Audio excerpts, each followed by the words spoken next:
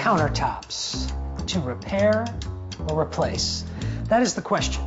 And Kudzu.com has lots of information to help you so you can make an informed decision when it comes time to either replace or repair your countertops. Now, here's a little piece of information I have to share with you.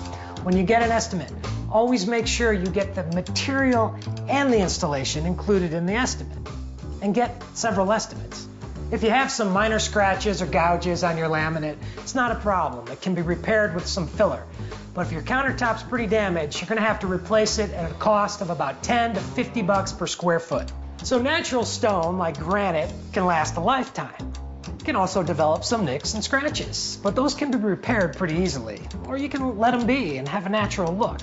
However, if you have a crack that goes across your countertop, it's time to replace it, and it's going to cost you. So if you're clear about your needs and you know your budget, you've got plenty of great options out there for countertops.